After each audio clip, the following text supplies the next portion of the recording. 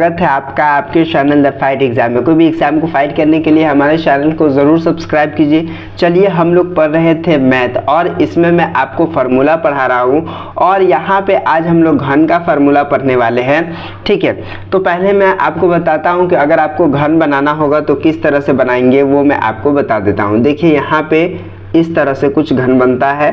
ठीक है, पहले तो आपको यहाँ पे वर्ग बना लेना है। ठीक है, इस तरह से आपको वर्ग बना लेना है, एक वर्ग हो गया और इसी में फिर दूसरा वर्ग बना लेना है। ठीक है, इस तरह से कुछ इस तरह से देख पा रहे होंगे।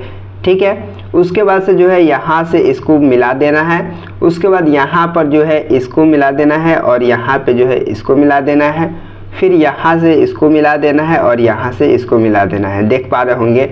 यहाँ पे घन का क्षेत्रफल, तो घन का क्षेत्रफल कितना होता है वो मैं आपको बताता हूँ। देखिए, तो घन का क्षेत्रफल यहाँ पे लिख देते हैं, घन का क्षेत्रफल।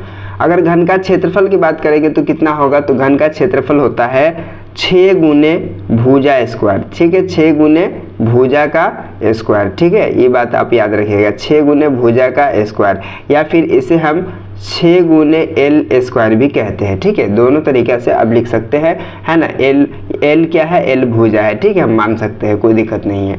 उसके बाद दूसरा है घन का आयतन। तो घन का आयतन हम देखते हैं, तो घन का, ठीक है, आयतन बराबर, चलिए घन का आयतन। ठीक है, तो घन का आयतन क्या होता है, ठीक है, तो घन का आयतन होता है भुजा का क्यूब। ठीक है, भुजा, चलिए भुजा का क्यूब। ठीक है, इस तरह से, या एल क्यूब भी हम कह सकते हैं। ठीक है, उसके बाद यहाँ पे घन का विकर्ण देखेंगे, लिखेंगे घन का, ठीक है, विकर्ण। ठीक है, विकर्ण, चलिए विकर्ण, घन का विकर्ण। ठीक है, क्या होता है, तो रूट अंदर, ठीक है, रूट अंडर 3 और गुने भुजा, रूट अंडर 3 और गुने भुजा। ठीक है, तो इस तरह से आप इसको क्या कर लेंगे, याद कर लेंगे।